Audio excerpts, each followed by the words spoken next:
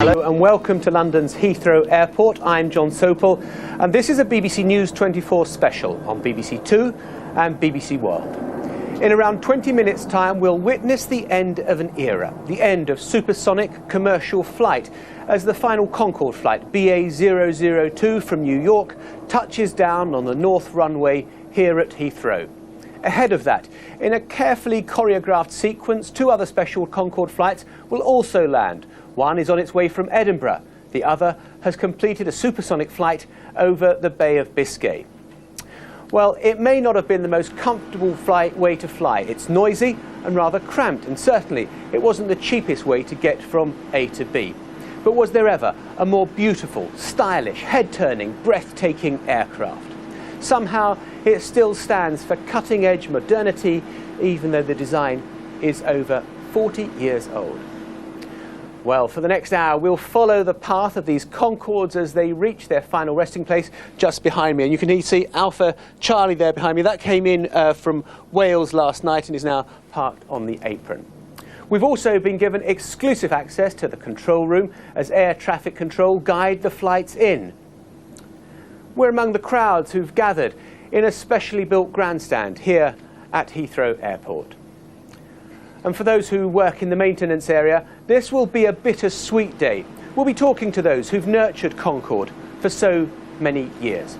And just to give you as much of the plane's final approach as is possible, we're live in the skies over London with a bird's eye view. You can see Big Ben down there in the late autumn sunshine, and that helicopter will be following Concorde in. But before all of that, let's see how Concorde is doing on its flight from New York. It left about just under 3 hours ago now, and we can cross live exclusively to the air control tower and join Fergus Walsh. Fergus. Well, John, we've got a fantastic position up here. I've just heard the three Concorde pilots, because there are three of them in the air now, all talking to each other up here in the air traffic control tower, where they're going to be guiding those last supersonic flights in. And on the map behind me, I can tell you the progress of the JFK Concorde. We think, we're going to confirm this in a minute or two, it's just about to reach the North Devon coast, cross land there, then it'll swing up past Bristol and Filton, where of course the Concordes were made, swoop down past Swindon, then hook up with the Bay of Biscay Concorde, and then with the Edinburgh Concorde, and the three of them will fly one after the other along the Thames, landing in about 20 minutes' time. Well, here in the control tower is Adrian Dolan, who's an air traffic controller, and he's going to speak now to the chief flight engineer, Robert Woodcock, on that JFK Concorde. Adrian. Speedbird Concorde 2, Heathrow. Heathrow Radio, Speedbird Concorde 2. Go ahead. Speedbird Concorde 2, very good afternoon. Report your position and level, please. Good afternoon to you. Speedbird Concorde 002 was over Combe Martin at Devon, in North Devon there at 3-1. And we've just gone over the surface beach of Willicombe. Flight level is 350. We're in subsonic cruise now at a Mach number of Mach decimal 95, and that's given us a ground speed of 580 miles an hour, which is still about 100 miles an hour faster than the subsonic jets are going at the moment. Speedbird Concorde 2, Roger. Report the conditions of your flight over the Atlantic today. The conditions over the Atlantic has been normal for Concorde, perfect, almost. Concorde flies at an altitude between 50 and 60,000 feet, and we're out of the jet streams, which are the high-level winds, and we're above any cloud formation. So there's been nil turbulence. It's been a very, very comfortable and enjoyable flight for everybody. Speedbird 2, Roger. We noted your 3-minute late departure from John F. Kennedy Airport. Do you envisage still be on time to join us in London on schedule? That's affirmative. We're estimating Ockham now at 1448. Roger. And what kind of send-off did you receive from air traffic control at Kennedy in New York? Generally, it was a magnificent send-off from everybody at John F. Kennedy. The airwaves were jammed, I tell you. It's also a very, very sad day for our staff there, who won't be seeing this magnificent airplane again. When we departed Kennedy, there must have been about 100 vehicles in the sort of semi-darkness at early dawn there, and fire trucks were in attendance spraying red, white and blue sprays just before us there with the flags of the United States and the United Kingdom out of both windows. So it really was a sight to behold. The airfield practically came to halt. Everybody wanted to wait to see us off, and there were 6 helicopters actually photographing us as we departed the airfield at Kennedy. Speedbird 2, Roger. We'll call you back in about 10 minutes. In 10 minutes, Speedbird Concorde 2. Adrian, thanks very much. Well, there you have it from the horse's mouth, as it were, that JFK Concorde making good progress. It's now flying at about 37,000 feet, so if you are on the flight path, you should be able to look up, cloud permitting, and see the contrails as it flies west to east, and of course get a much better view over London. The 3 Concordes are going to land on the northern runway behind me, one after the other, and then they're all going to line up, drop their noses, and all of the pilots are going to poke a Union flag out. So it'll be quite a significant moment there. John. Fergus, thank you very much indeed. And was it my imagination, or did I just detect a flicker of emotion in the voice of the first officer there on board Concorde as they're coming in over Devon now? Well, he was talking about what it was like to leave New York early this morning. We can cross live now to JFK Airport, and our correspondent Stephen Evans, who saw the Concorde 002 off. Steve, it was quite some departure, wasn't it? It was. I mean, there was a flicker of emotion. There was a lot of sadness here. The plane was parked just in that space there at 7 o'clock this morning. Right through the night, people had been coming to the windows here, pressing their faces up against those windows and just gazing at this beautiful, great feat of engineering.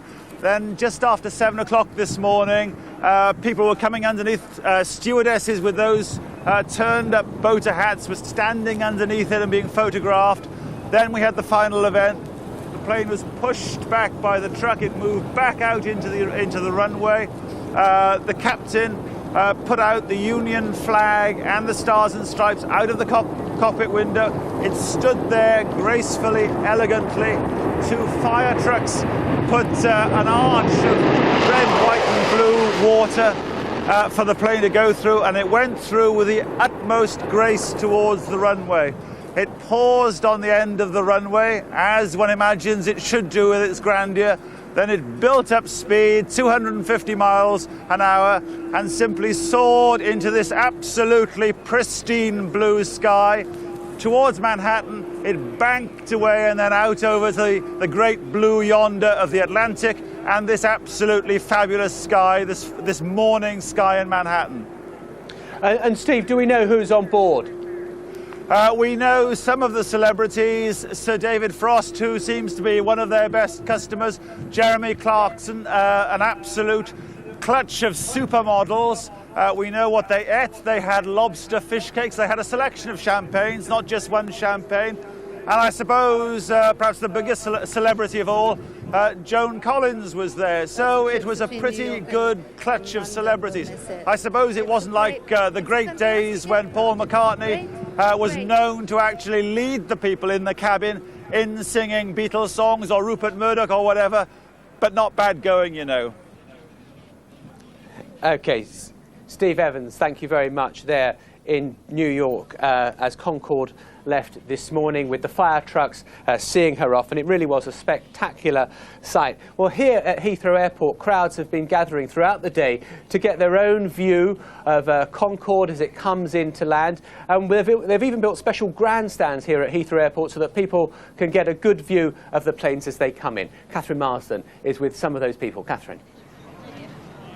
Yes, so you can see behind me just some of the 1,000 people that have been lucky enough to get tickets to be on this grandstand. And to give you an idea of the view that they're looking out of, we're just going to swing the camera around. From the level that we're at, you can't really see very much, but that is the perimeter fence. You can see lots of people lined up along the road as well. That's the perimeter fence of Heathrow, and the runway is just the other side. So Concorde is going to land right in front of all of us. And of course, if you're up there in the grandstands, you're going to have a much, much better view.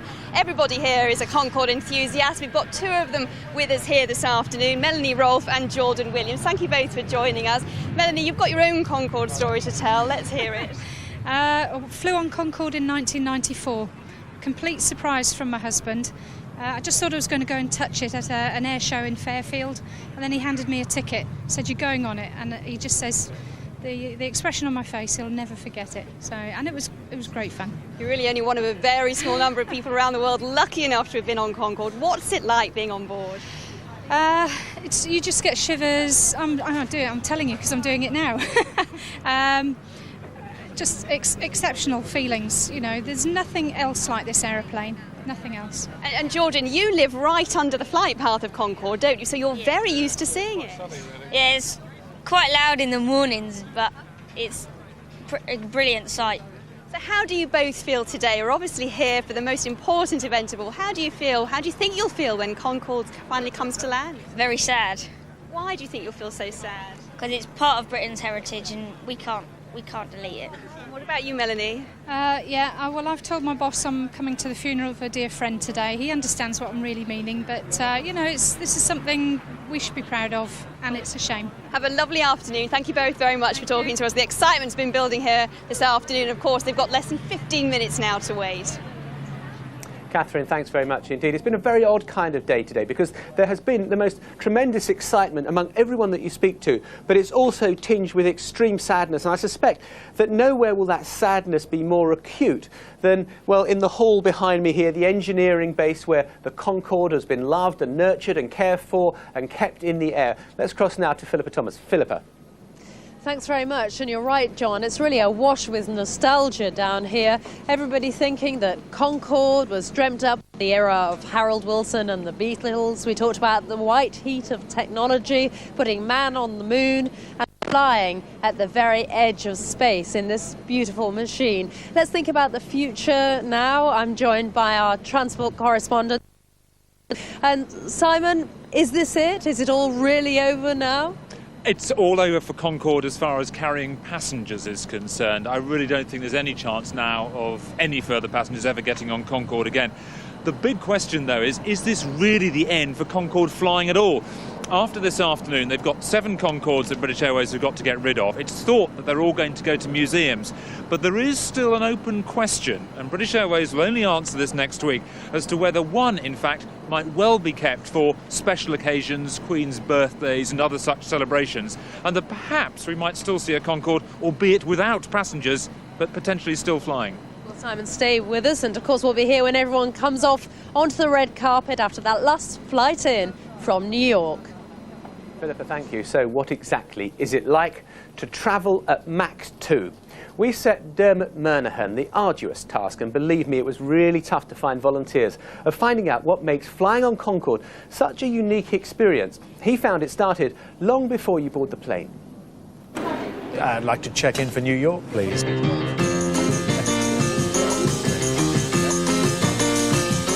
That might just be enough. So I've got my champagne and nibbles, but of course it wouldn't be a Concorde flight without a celeb or two. What is it that's so great about Concorde for you?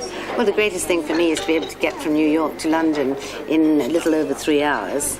As long as you're not more than 6'1", I think it's a great plane to be in. There is that about this Yes. space, isn't there? Well, enough rubbing shoulders with the stars. Time now to get on board. This is the EasyJet flight to Barcelona, is it? Smiles all round for the passengers, and even hardened Concorde veterans still fall under its spell. Yeah. The ability to fly on the edge of space, where the sky gets darker, where you can see the curvature of the Earth, travel faster than a rifle bullet, 23 miles a minute. This time of the year, take off from London in the dark and travel west so fast that you see the sun rising in the west. Now, the thing is, as they often tell you about Concorde, it actually is very cramped on board. Take away the leather seats, the fine wines and the great food, and you could be on a charter flight, I suppose. So forget the frills and the glamour. The real reason why people are here is to say, I was there when we hit twice the speed of sound. Here we go, Mach 2, 1,300 miles an hour, 50,000 feet above the Earth, and you don't feel a thing. To be honest, it was bumpier as we taxied out along the runway. It's just the thrill, isn't it? You know, the speed it goes, it's absolutely terrific. And so smooth. We leave at 6:30 and we're home at 5:30. It's fantastic. I'm at the house at 6:30 already. Souvenir hunters are stripping these final flights of just about everything that isn't nailed down. And items in the Concorde catalogue are selling like hotcakes. But that's not all. The brochure has turned up on an internet auction site and they're asking £65 for that. How weird is that? What are they taking with them? Anything from the safety cards, anything that says Concorde, your drip mats, your little swizzle stick for your drink that says Concorde on it. I believe one of these signs was taken, but how they got it, I do not know. And here we are, New York, all too soon. 3.5 hours of life in the jet set, that's it. I'll never fly Concorde again. Well, no one will ever fly Concorde again. It's back to Earth with a bump. And having become a member of the Supersonic Club, I left with a lump in my throat and wondering when us mere mortals will again have the chance to fly at twice the speed of sound. It's hard to believe it's not going to fly again, isn't it? Very sad. See ya. Dermot Manahan there with the Concorde experience. Well, I think this is going to be my only souvenir of the Concorde trip. Media only, my media pass for getting into Heathrow Airport today. Let's find out how the Concordes are doing on their path into Heathrow Airport. We can go back to Fergus. And Fergus, that extraordinary sort of access you're getting to the flight decks. Yes, indeed, John. In about 3 minutes' time, a chap called Ivor Sims, an air traffic controller, is going to clear the first of those 3 Concordes to land. And spookily enough, curiously, he was the air traffic controller who back in 1976 cleared the first commercial Concorde flight for takeoff. Now, on the map behind me, I can tell you that a 002, the Concorde coming from JFK, is around about Ockham in the Surrey area here, and it should have hooked up by now with a flight from the Bay of Biscay, and then very shortly they'll be going round to start their descent across the Thames. But we can do better than that. We can talk to Concorde. We can talk to that JFK Concorde, because Adrian Dolan here is an air traffic controller, and he's been chatting already to Robert Woodcock, the chief engineer on board. Adrian. Speedbird Concorde 2, Heathrow radar. Heathrow radar, Speedbird Concorde 002, go. Speedbird Concorde 2, once again report your position and level, please. At the moment we're 23 miles from Ockham in Surrey, descending to a flight level of 80. Our speed at the moment is marked decimal 52, and we've got a ground speed of 450 miles an hour. We're estimating Ockham at 49. Speedbird Concorde 2, Roger, and can you provide for us your routing after Ockham, please, towards landing at Heathrow 27 right? Heathrow radio, Speedbird Concorde 002, we've just received a change of routing, and on approaching Ockham we're going to be vectored to the north now, over Heathrow itself, and I guess from Heathrow we'll be going over Hillingdon area, then we're going to turn due east and go over Southall, and east onwards over the northwestern and northeastern boroughs of London. We should be getting down to an altitude of about 2,500 feet then. When we turn base leg, it will be around the Thames Barrier region, and then we'll join the localizer for runway 27 right and head inbound towards that runway at London. Passing over Canary Wharf, we'll have the Dome on our left, so people around Greenwich will be able to see us, and I suppose there's a fair amount of people at the Greenwich Laboratory and Cuddy Sark area. They will be able to see us quite clearly. And then over the City of London, we'll have the London Eye on the left-hand side. We're passing almost overhead Buckingham Palace and the Mall, and then onwards to Heathrow from there. Speedbird Concorde 2, Roger, while we have this opportunity, can I wish you on behalf of all air traffic control all the best for your approach. It's been a pleasure to serve you over the last 30 years. When we come into work tomorrow, our jobs will have changed forever. I should imagine they would, and that's very kind of you to say that, and may we, on behalf of all the crew here, and may I, thank you all for the magnificent service you've given us over the 27 years of Concorde operations into Heathrow. It's much appreciated, and we always like coming back to London here in the professional English voice. Speedbird 2, Roger. As an amendment to that, I can just give you the final times for the Concorde arrivals at Heathrow, and the first Concorde will land at 0503, that's 1503. Second Concorde's going to land at 1505 and a half, and us, finally, the Concorde 002 will land at 1508. Roger. Adrian, thanks very much indeed. So there you have it, the Concordes. The first one is the Edinburgh one's going to land at 3 minutes past the hour, then the one that did the Bay of Biscay loop at about 5 minutes past, and then that final flight from New York at 8 minutes past. And There's a great deal of sadness here today. I remember the one flight very well that I took on Concorde, and it will never again roar over my house. And it is really something, John, that you tell your grandchildren about, and I will always treasure that memory.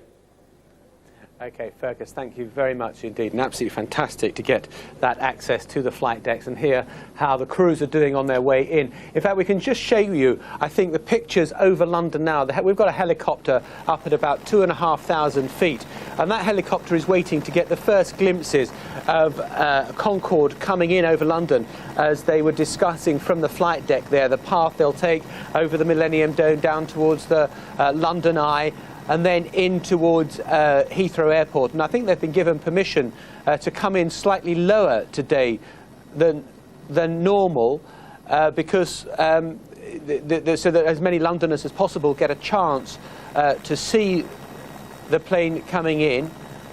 Let's just see if what we can...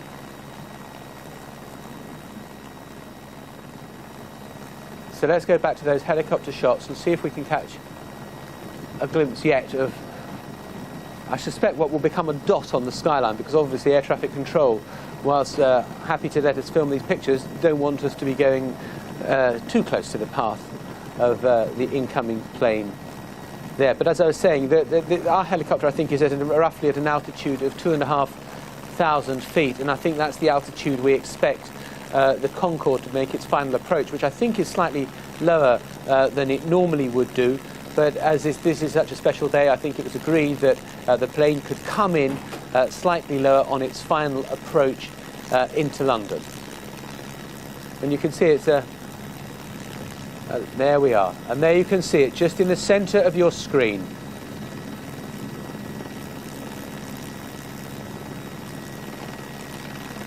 Concorde coming in over London. I think we're at this is the east end of London that the helicopter is, sort of on the Essex-Kent border, coming in now back towards the centre of the Thames, following the path of the River Thames. And it's fantastic when you fly in over the centre of London, and you can pick out all the landmarks so clearly. First, I think we've lost Concorde behind some cloud cover. I think we'll stay with these pictures for a little longer just to see if she re-emerges from the clouds. But we have been blessed with a fine day, and that was the first.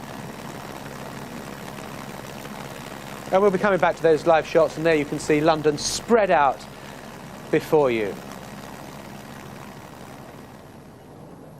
Now, in a few moments' time, I'll be introducing a couple of our studio guests this afternoon. First, let me take you back to March 1969 and Concorde's first ever test flight. Rotate any second, nose wheel well up, smooth rotation continuing, nose come up to 20 degrees, she's airborne in 26 seconds.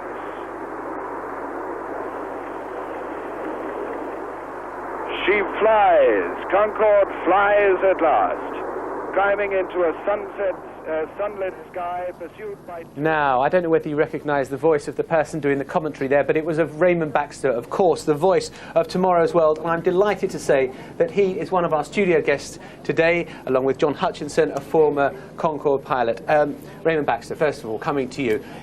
Was it a fantastic moment when you heard the thunderous roar of those engines and you saw it take off?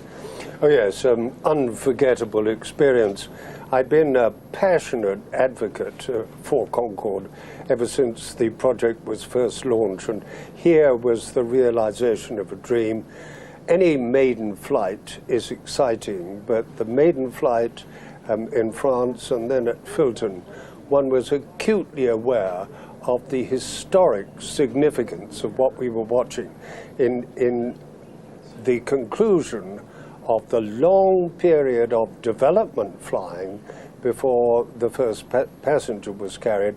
Here was the dawn of a new era, and today, sadly, we are marking the end of that era. And I have to say there's more fuss today than there was on the first day of flight. And John Hutchinson, if we look at it, you can see there Concorde making its progress towards London. So roughly what altitude would you say they're at there? Well, it's difficult to say from those pictures, but I suspect you're right. I think they probably are getting clearance to fly in at a rather lower altitude than normal, so probably somewhere around 1,500 feet, I would guess at. And all I know is that that chap's going to be concentrating very hard on making a most immaculate approach and a most immaculate touchdown. We'll get our score charts out. Yeah, how easy will it be for him to put out of his mind the emotion of the moment, the historical significance of the moment, and just be concentrating on, right, am I doing everything that I would always do in the run-up to a landing? I can only compare it with my last flight on Concorde when I retired, and I just felt I did not want to walk away from that aeroplane. That lovely airplane that meant so much to me over 15 years, having done a sort of bit of a shot-down type of arrival. Unfortunately, I did a very smooth landing, and I'm sure that's the way all these three chaps will want to end their Concorde careers. How difficult as a plane is it to land? It's a very easy airplane to land. It's settled, that great delta wing compresses the air between the runway surface and the wing, and it sort of settles into that ground cushion effect. The trick is to actually land very smoothly. Raymond Baxter, we talk about you, and me growing up, I remember you, of course, as the Tomorrow's World presenter. What do you feel? It seems like we're going back to yesterday's world today, yes, by saying that the supersonic age has ended. Well, yes, I share your emotions exactly. I think what we are seeing today is a national wake. It's a cross between a celebration and mourning. And I am mourning in the sense of grief, you know what I mean. My hope, my profound hope, is that Concorde will be seen flying again. And quite frankly, I am not certain why she's being taken out of service. The aeroplane has operated impeccably all those years and is today, as we can see, operating impeccably, forecasting the arrival at the end of the runway to the nearest second.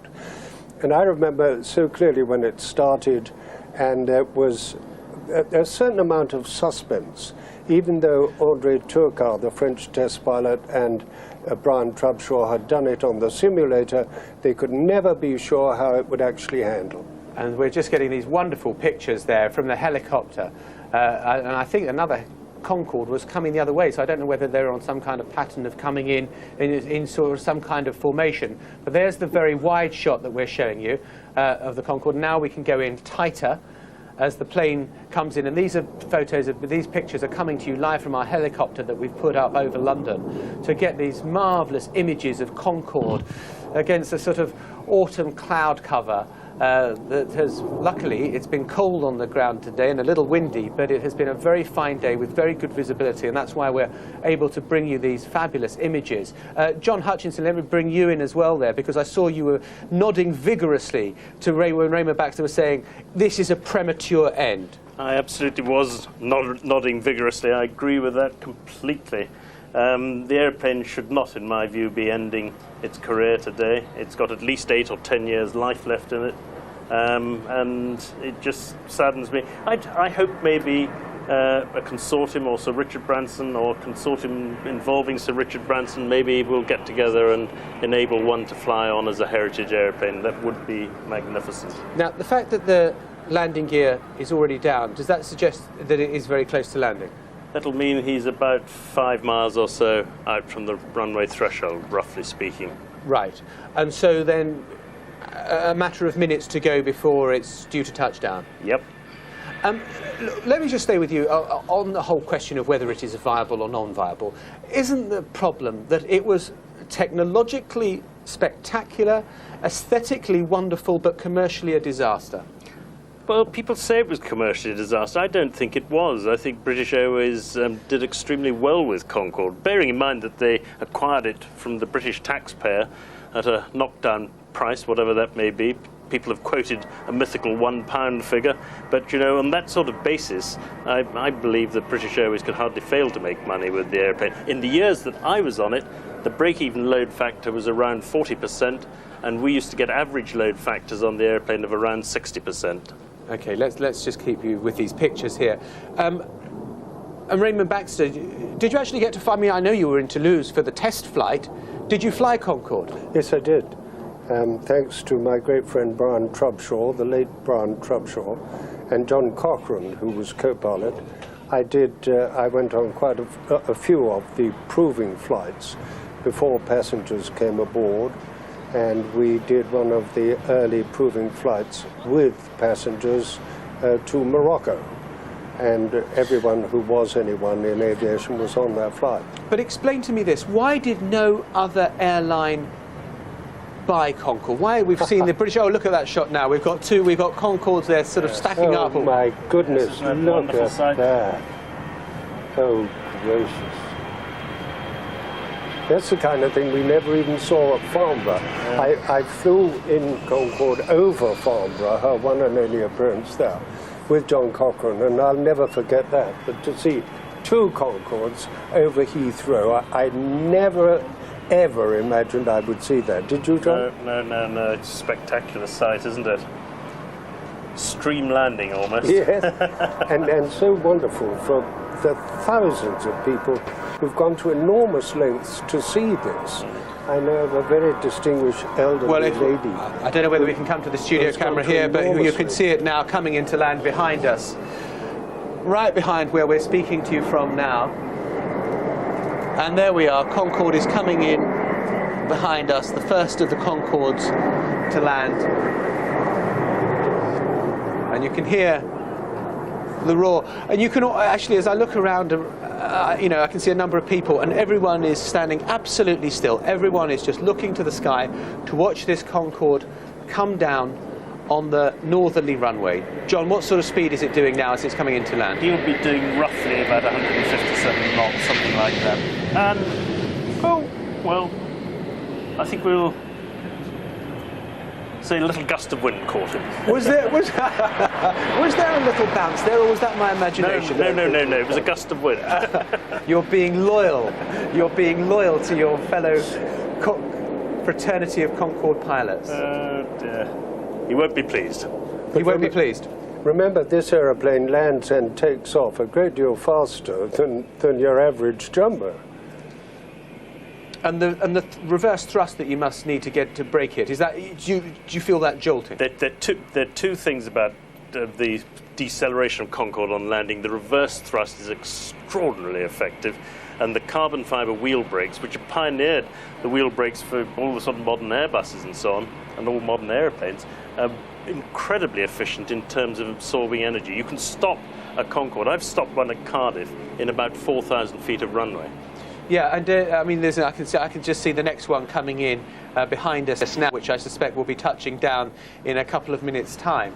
But you talk about that. We talk about the technological advances made by Concorde for Concorde, but presumably the technological advances had other spin-offs in other areas of life, and we've got another magnificent shot of one Concorde coming into land and another Concorde sort of stacking up behind it. There must have been other the technological advances, just like the moon landing, I don't know, gave us Teflon, for example. There must have been things associated with Concorde. Oh, absolutely many. And not least the worldwide prestige which it won for British aviation, British engineering. And there is no doubt that the spin-off effect of Concorde almost immeasurable. For instance, Airbus would not have been formed had it not been for the cooperation between England and France in the construction of this aeroplane. Another thing we haven't mentioned, which is unique, is the thrust of power when Concorde accelerates from the cruising speed of a normal jumbo to supersonic speed, and you literally go back in your seat like that. There she comes. But this, of course, is absolutely the reverse process. Lovely. It's such a gorgeous sight when she comes into land. She always reminds me of some swan touching down on a lake or something. It's such an elegant, long-necked, beautiful creature. We haven't mentioned the drooped snoot, the famous drop nose, which makes it possible to take off and land this aeroplane, which has an attitude so different from any other airliner.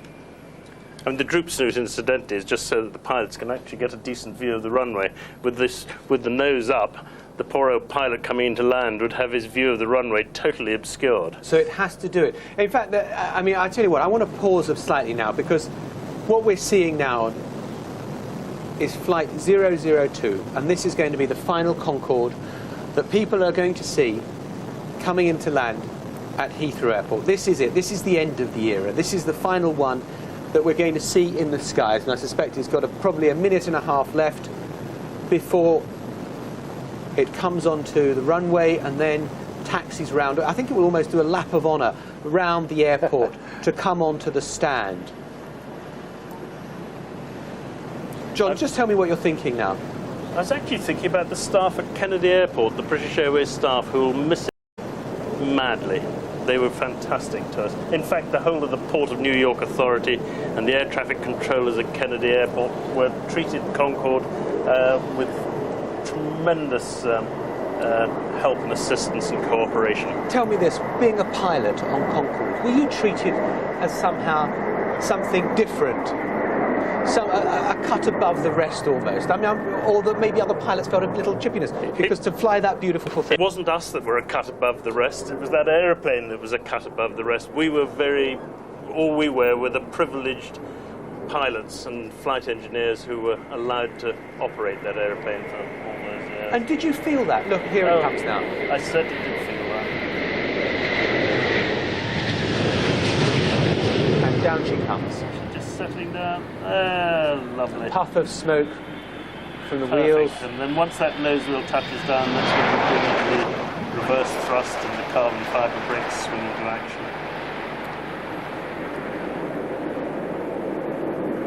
Lovely sight. You can hear the reverse thrust coming through the studio.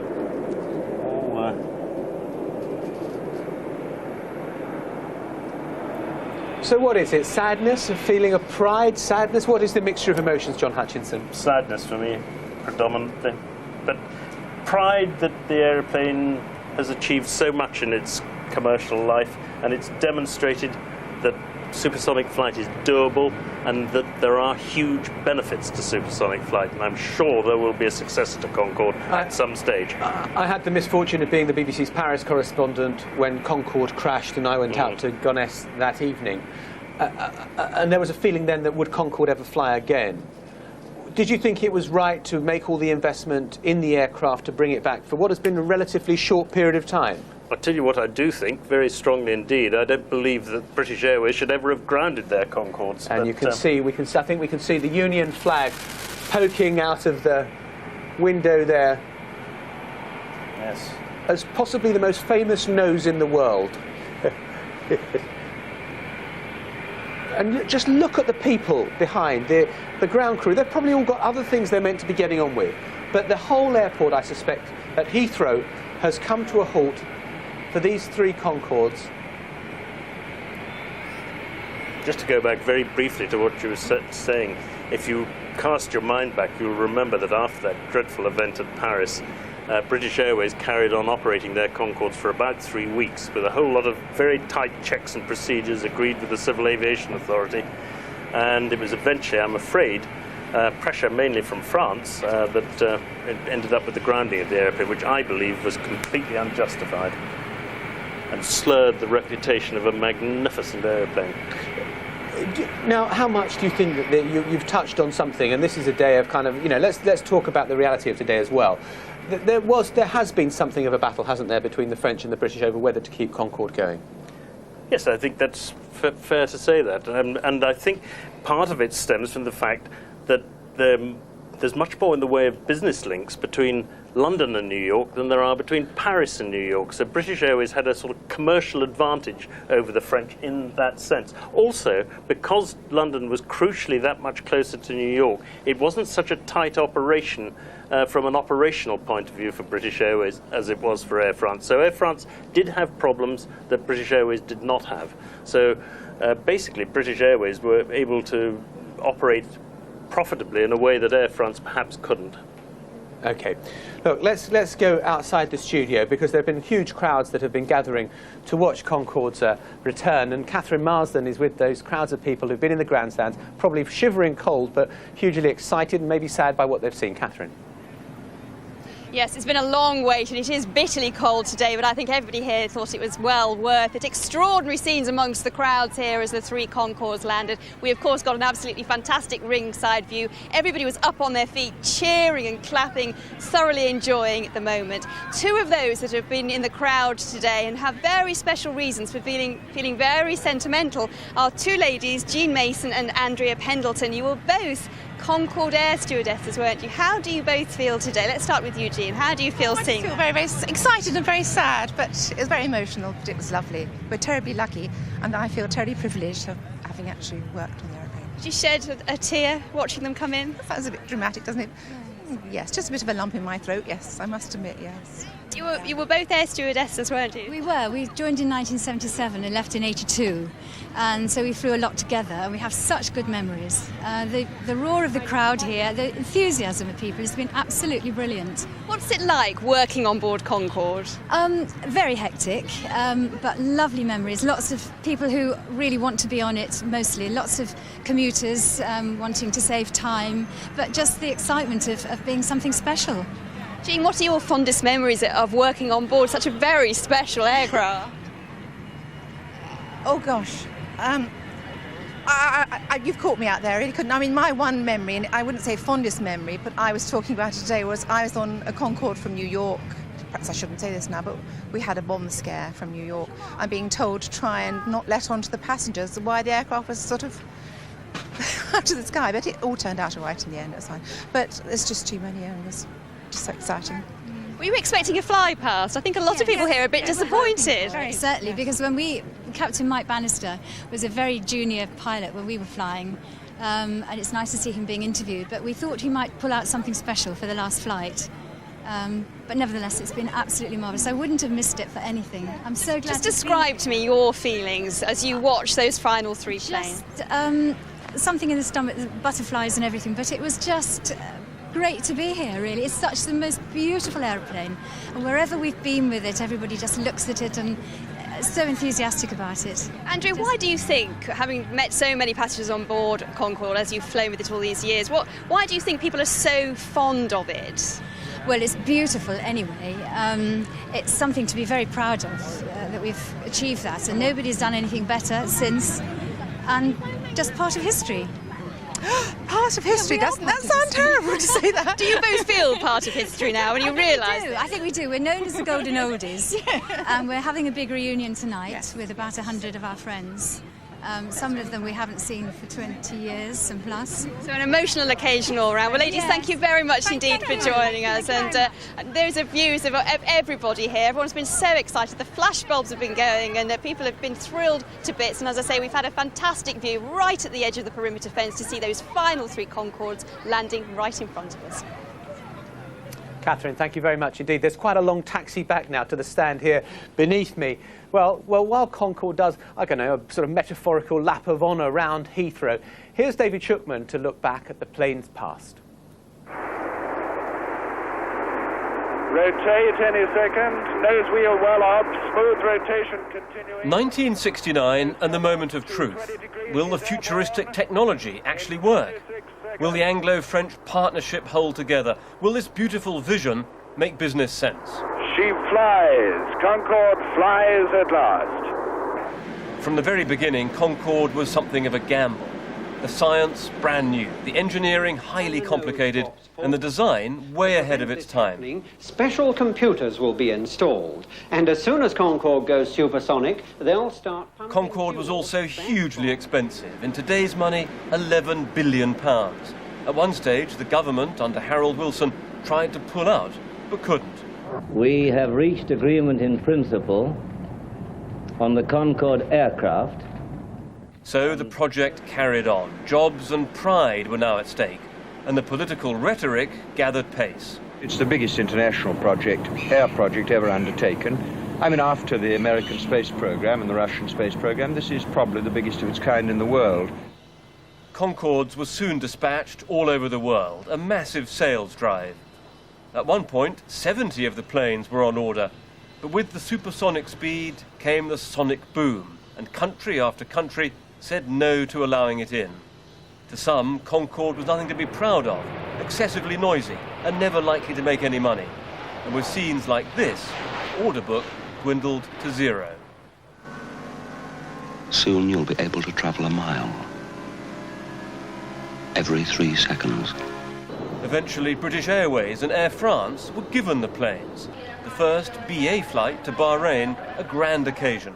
What are you planning to do when you get to Bahrain? Enjoy myself. How? The champagne flowed amid optimistic talk of a new era. It's wonderful. Absolutely super. Something I'd always dreamed about and never thought I'd do it at the age of 75, and I'm jolly proud to be British and feel we and the French have done it.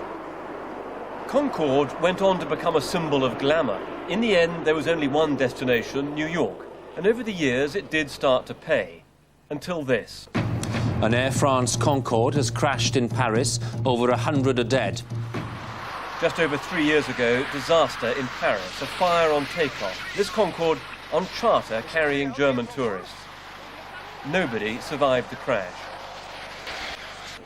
And though it was an accident caused by debris on the runway, the Concorde image was damaged. The planes did fly again after a costly refit, but terrorism and recession took their toll, and the flights became more and more expensive to operate. Concorde was always the ultimate aviation dream, never practical, but always inspiring. So although the fate of the last remaining planes is to end up in museums, their appeal is guaranteed. Long after today, Concorde's popularity will live on. David Shookman, BBC News. Well, let's go now to the pictures live at Heathrow Airport as these 3 Concordes make their way slowly, elegantly, gently back to the stand here at the engineering base for Concorde planes. And, you know, like athletes when they've just won a race and they sort of take their tops off and they grab a flag and they run around the racetrack. Well, I think Concorde is doing something pretty similar here right now. You can see them just slowly in formation turning around the airport, and you can be absolutely sure that whatever airline people are working for today, and you can see the Union flag poking out of the window there as the noses droop down as it prepares to come in, that there are people lining the apron, waving, clapping, feeling a part of this day, a day of sort of extraordinary mixed emotions, I guess, of exhilaration and extreme kind of disappointment, sadness, depression, whatever, that the era of supersonic commercial travel has come to a close. And so you'll see the Concordes now just ever so slowly making their way across. And look at the crowds there, just everyone standing still. I'm sort of completely struck by it. And, you know, it's not just today. I mean, I remember kind of something as mundane as taking a car back to the hire car place and suddenly everyone rushing out from, I don't know, the Hertz rent-a-car or Europe car, whatever, because Concorde was about to take off. Now, it took off every day, but yet all the staff still wanted to see it. There is something that is, you know, that makes people stop what they're doing to look at Concorde. And this is a plane, as David Shookman was reporting there, that entered its first commercial service to Bahrain in 1976. So the novelty, you would have thought, would have ended, and yet it still goes on. Well, I'm joined in our studio now by the person who I guess has made the decision that it's time to end the era of supersonic flight, and that's British Airways Chief Executive Rod Eddington. Rod Eddington, we're looking at these pictures now. This must be a day of mixed emotion for you as well. Indeed, and for everyone in the BA team. Sadness that we're retiring an icon in our flagship, celebration that she's carried 2.5 million customers over nearly 30 years and done so in enormous style. I have to say, I've been here since this morning, and everyone I've spoken to has sort of said, was it really necessary? Did they really have to take this decision? Was this plane really past it? Very tough decision, obviously, for all of us in BA, not just for me, but for the senior team who are involved in it. A mixture of economics and the realities of the world in which we live, and operating robustness. Concorde is a remarkable aeroplane, the oldest aeroplane in our fleet, although it doesn't look it, it still looks the most modern, such is its grace and elegance. and like all old aeroplanes, increasingly difficult and expensive to maintain. Was there a hint of politics in it too, that maybe the French, after the tragedy at Gonesse, had lost the will to keep Concorde going? It was expensive, it was losing money, let's call it quits? No, in a sense, without the French, we would never have got Concorde back into the air again in 2001. Remember, after that terrible, tragic crash in Paris in mid-2000, it was a joint effort by Airbus, by British Airways and Air France that actually got the aeroplane back into the air. Very much against the odds. A lot of people thought she would never fly again after that terrible tragedy. Now, let's push on to the future. You've got 7 Concordes that are going to sit here. Is it absolutely 100% definite, certain, that they will never fly again? I don't think any of us can say that with that amount of certainty. We're working very hard to see if it's possible to fly Concorde in a heritage role. It's never been done with an aeroplane of this complexity before. It's people trying to get a Vulcan bomber, which is a jet aeroplane too, back in a heritage mode. They've been trying for some time. We haven't ruled it out. But it's clear that it's extremely difficult. But what about, I mean, I'm hearing all sorts of things today, and inevitably, on such a momentous day, there are going to be all sorts of rumours doing the rounds, but that there might be different consortia who would try to buy it and keep 1 or 2 of them flying commercially. Would you countenance that idea?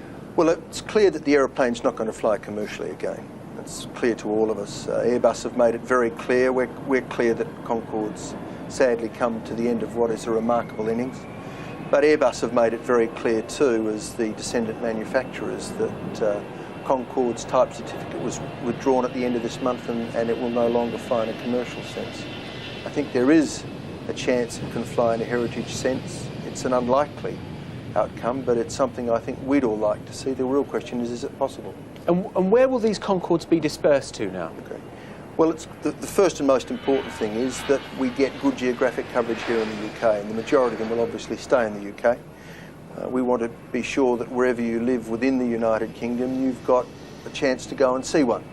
So we're looking at museums around the country that not only want the aeroplane, because of course every museum wants the aeroplane, but is able to look after it appropriately and properly so that it will be still something to be viewed and a piece of great beauty in 30 or 40 years' time.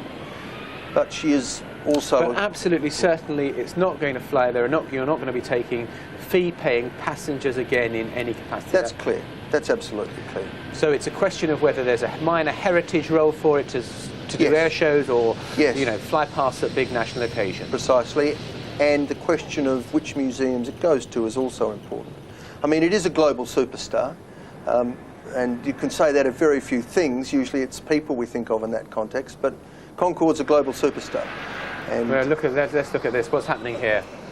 Yes, it's been given the traditional aviation guard of honour by the people in the fire services and the engineering folk here at Heathrow, as the 3 aeroplanes taxi around the perimeter of the airfield.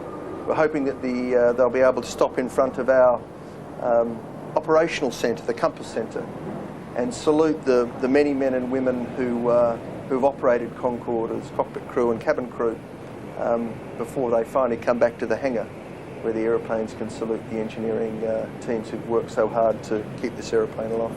Is it fair, when we look at these fabulous pictures, to say, look, Concorde has been the most spectacular technological achievement, but commercially it has been, you'd have to judge a dud. No other airlines board it, apart from the originators, Air France and British Airways. It struggled for some time, and now the plug has been pulled. The aviation lover in me would resist that comment, but there is certainly a ring of truth in what you say. Concorde, any manufacturer will tell you that you have to sell between 400 and 500 aeroplanes of a particular type before you recover your development costs. Less than 20 Concordes were sold, so in pure economic terms, the construction program wasn't a success. That's absolutely clear. And if you were to cite one reason for the failure, what was it? Was it oil prices in the 1970s, jealousy from the Americans? I mean, you weren't there. You're not burdened by the history of this. You're a relatively new chief executive. I think there are a couple of things that probably contributed to that, and you've mentioned one of them. Concorde was thought about in the 50s, designed and built in the 60s. The first test flight was in the late 60s. Of course, the first oil shock was in the mid-70s, and fuel prices skyrocketed.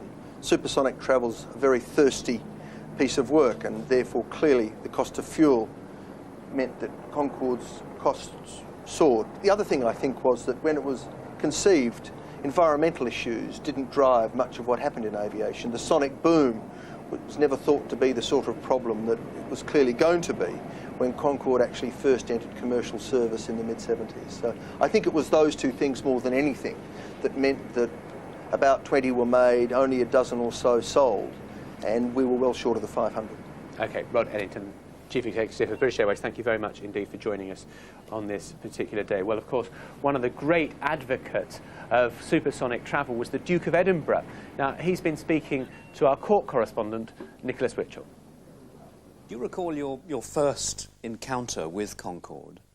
Yes, vaguely. I went to the place where it was being put together at Filton, originally to see it being assembled, and while the first one was being built. What was it, in your experience, either flying on it or piloting it, that made it so special? I don't think there was anything special about it. I mean, it just got you there a lot quicker. I mean, it was dramatic how... of course, the windows were so small, you couldn't really... Well, you could look out, but they were very thick, and the view was very limited unless you were sitting up in front. And even then, there was not much to look at. It was just sky. As a resident of Windsor, it's frequently flown over Windsor Castle. Has the noise been a nuisance? Yes, it was very noisy. I think it would have been very different if all aircraft had been as noisy as that. You probably certainly wouldn't have tolerated it. But the fact that it happened once or twice a day, it really wasn't all that bad. And of course, you've witnessed Concorde on a number of flypasts, most memorably, perhaps, at the climax of the Golden Jubilee weekend. Yeah, it's very impressive. What do you remember of that occasion? Concorde flying past. What else can you remember? So how should one sum up Concorde? I think a phenomenal technical achievement. I mean, when you think of the complications and the extent to which practically everything was novel about her, I mean, it was a remarkable achievement in the tradition of some of the really great engineering triumphs of people, engineers and designers in this country. Your Royal Highness, thank you very much indeed. The Duke of Edinburgh there with his own recollections of Concorde, and let me just bring you the pictures here that we have now as the Concorde make their way ever so slowly. I can imagine, often I would imagine pilots are in a great rush to get to their stand, and they just, at the end of a flight, end of a long flight, they want to, unwind and stop. And I suspect this is one of those moments where people just never want the moment to end. They want to drag this out for as long as is humanly possible, because they know that this is the last time they're probably going to sit in at the cockpit in control of Concorde. And I should imagine it's just the same for the passengers, just the same for the stewardesses.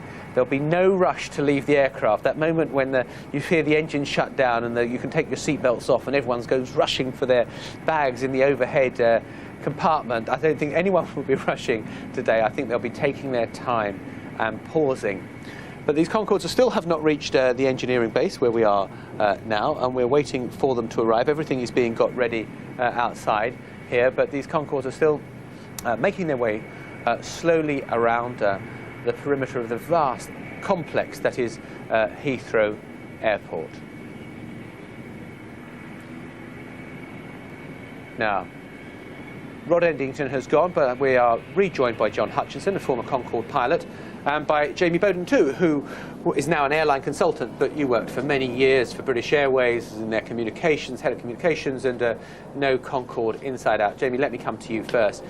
So many people I've spoken to today have said, I'm going to struggle to keep a dry eye. Has it been like that for you? Absolutely. I think along with most other people that have worked for BA over the past 26, 27 years, I worked for BA for nearly 22 years, and Concorde just becomes almost part of your everyday life, particularly if you work here at Heathrow.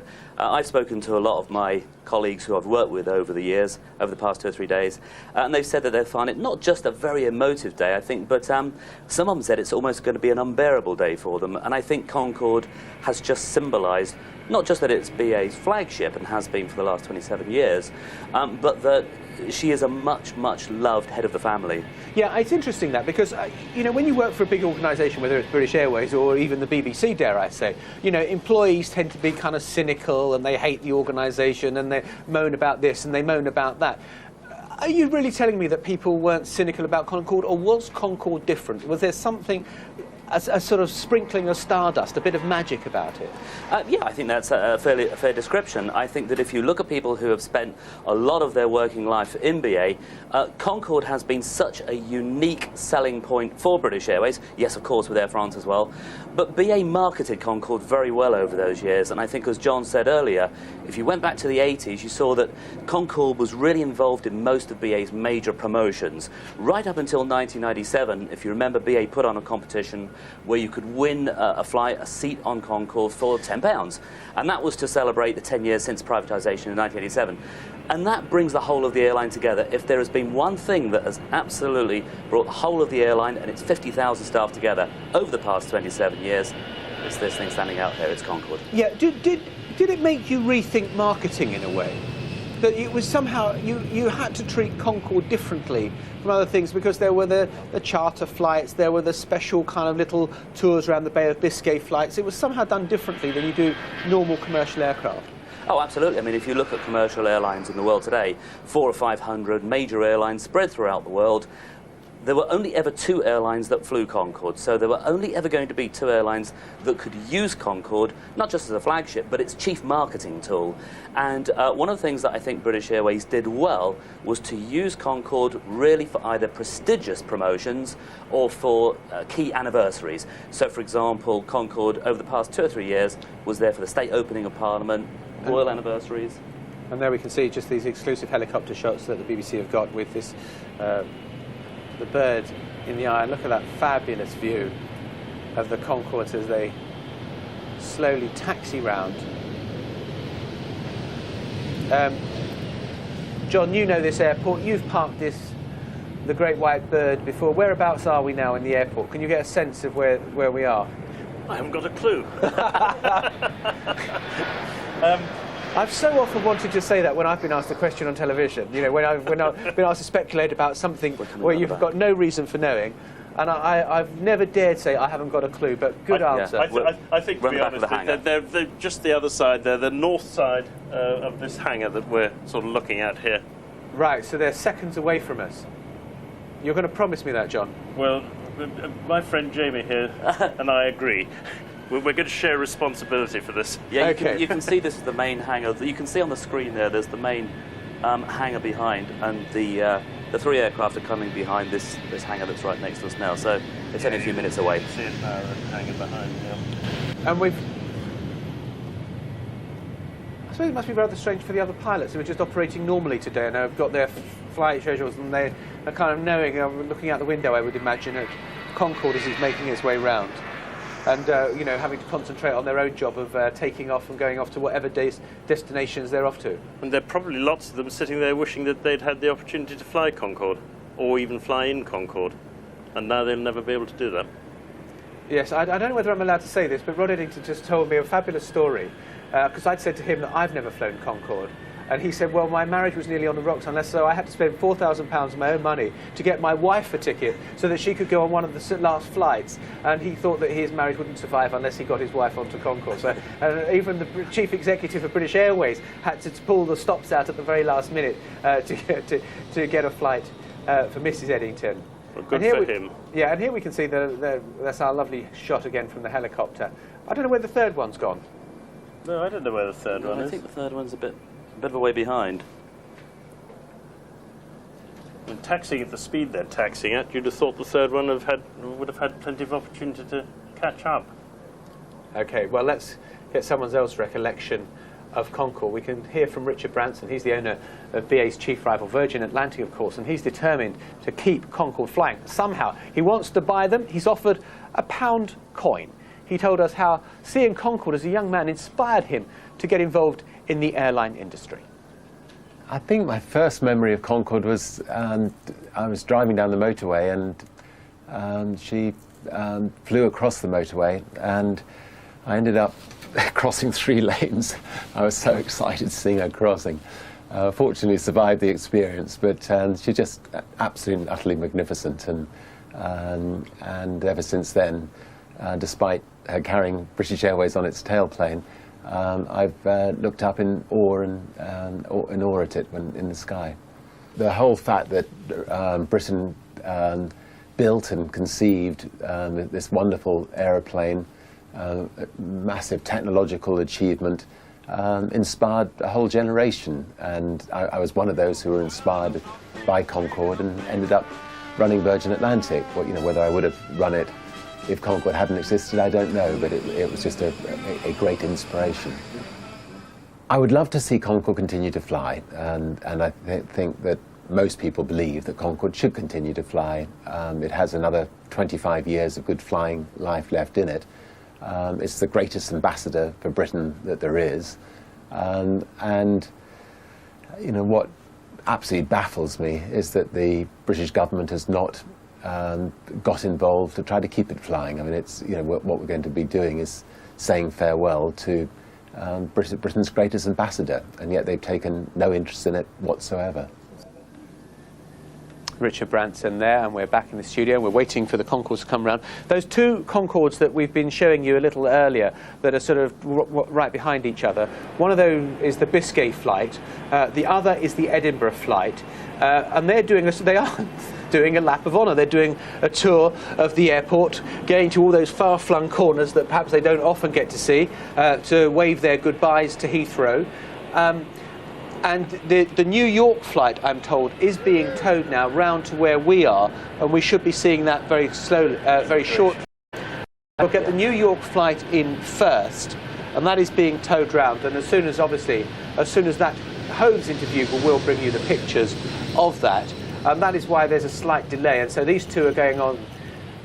These 2 are kind of just having a little tour, a pleasure ride round Heathrow Airport, while the New York flight is brought in to the hangar here, where our studio has been built for this special occasion. John Hutchinson and Jamie Bennett, let me just get your thoughts on what Richard Branson was saying about perhaps buying Concorde and keeping it flying. Was that a public... I mean, Jamie, you know the way the world of the press works, and you know how Richard Branson operates, and he's a very successful businessman. Was that a good way of getting publicity, knowing it was frankly impossible that British Airways was going to sell? I think deep down, my own personal view is that deep down, Richard Branson probably knew right from the word go, from when British Airways decided to retire the fleet, that he was not going to use them to remount a commercial scheduled service. I would imagine that, as he has said today, that he is looking at possibility of a heritage flight. My own personal view, once again, is that as BA have invested over £1 billion in Concorde in the last 28 years, if anybody is going to put up one of those flights, either for heritage purposes or for flypast or for air shows, then I think BA should be the first airline to have that crack. I must admit, I think that Sir Richard has galvanised a lot of public opinion to try and get a heritage flight, but as you heard Rod Eddington say just a few minutes ago, I just was going to ask he hasn't completely ruled it out just yet. Yeah, what did you make of what Rod Eddington... The first thing I'd say is that I don't entirely agree with Jamie on what he said. I think actually Sir Richard Branson was very keen to operate Concorde if he could get the cost base right, and I think he was exploring the possibility of getting some other organisation like British Aerospace or Cobham PLC to take over the airworthiness responsibilities for Concorde, and I've reason to believe that there were indications that one or both of those companies were quite interested in doing that, and the block came again from Airbus. So I think Sir Richard was genuinely interested in taking on Concorde as a commercial operation. What did you make of what Rod Eddington was saying? Did you feel that the door... I mean, it seemed to me he was pretty absolute and definite, that for commercial flights, there's nothing. Well, in about 6 weeks' time, something like that, December the 17th, it's the 100th anniversary of the Wright brothers. I mean, it'd be rather fantastic to see Concorde flying down Carolina Beach, wouldn't it? Do you think it's possible?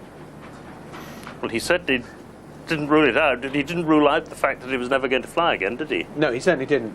I think what we've seen today also is a huge difference in contrast between when Concorde entered service, when British Airways was a nationalised company, and now. British Airways has a duty to its shareholders, and of course Rod Eddington is going to say that if for the last year, 18 months, Concorde has been flying with 18 to 20 people, clearly it's not turning in the kind of profits that it should do. Its costs are going up. The maintenance regime means that more costs are going to have to be attributed over the next couple of years. And I think that Rod Eddington himself almost has had to justify to both his own shareholders and the rest of the board that it's the right decision. I believe that if we look at what happens over the next few years, supersonic passenger flight as a scheduled operation is going to stop. What airlines are trying to encourage and to try and use as a priority now are to get bigger aircraft like the Airbus A380, double-decker aircraft. They need to get planes that fly longer, that are bigger, that have quieter engines and that have better fuel efficiency. And that crucially makes those operations cheaper, and I think that's what most airlines are concentrating on. You've got a lot of the world's airlines now joining up with big marketing networks like One World. That's the way they're going. It's not necessarily just going to be operating single fleets. So John, do you think that anyone is looking seriously at supersonic commercial travel? Well, Lockheed is certainly looking at designs, aerodynamic designs, to alleviate the effects of the sonic boom. There's definitely work going on in the States in that direction. What they're trying to do is, whereas with Concorde, with its needle-pointed nose, it tends to concentrate the entire overpressure on the nose, what they're trying to do is to diffuse that overpressure along the whole length of the airplane, so reducing the level of the boom to just a sort of dull rumble. Now, if that sort of technology works, and you end up with an airplane that you can fly supersonic over populated land masses, that's the key thing. That then changes the entire dynamics of a supersonic transport operation. And when that day comes, and maybe we're talking about 20 years or maybe 30 years, we're talking about that sort of time frame, I think. When that day comes, and you can fly from London to Sydney or New York to Tokyo in a matter of a few hours, I think the subsonic long-haul world will be left for dead at that point. Let me bring you the pictures now of the New York flight. I've been kind of looking out of the corner of my eye that they've been arranging for it to come under tow, and they've been attaching various things to it. They've also got their Union flags flying proudly out of the cockpit windows, and I think it will be coming round to the stand any moment now, but I have been saying that for a little while and have been proved wrong every time I've said it, and so I'm hopefully going to be proved right this time, that it will indeed come into view, and that's the New York flight, whilst the Biscay and Edinburgh flights do a little tour of the airport. I think I've just realised why that New York flight is not with the other two. It, of course, because it came in from New York, had to go and get clearance from Her Majesty's Customs and Immigration. Even on special days like this? Even on a special day like this. So what they've obviously done is taxi to a stand somewhere, or had some special arrangement for that, and shut the engines down, and they're now being towed from wherever they had that immigration and customs check back over here with the passengers still on board. That's what I guess has happened. Will the pilots have to do any paperwork when they land? Do they have to file any kind of report, debrief, like you would if you were in the RAF, for example, and you've been on a mission? You have to fill in the aircraft's technical log. Right. Recording all the defects, if any. I suppose it seems little point in doing that if it's never going to fly again. But that's the normal routine, is it? You fill in the log. Yep, that's the normal routine. It's a legal document. And you sign acceptance of the airplane when you board the airplane to take it somewhere on that tech log, and you hand it over to the next crew by signing it off on arrival. We've got very little time left now. I just want to ask you to sum up emotion, feeling, response to today, John. Great sadness, but great pride and a great sense of privilege that I was ever involved in the Concorde operation. I feel enormously privileged to have been part of the Concorde team. It's a great aeroplane. It's without doubt the most magnificent aeroplane I've ever flown, and I've flown well over 70 different types. It's in a class of its own. It's the Epsom Derby winner. It's the thoroughbred of the flying world.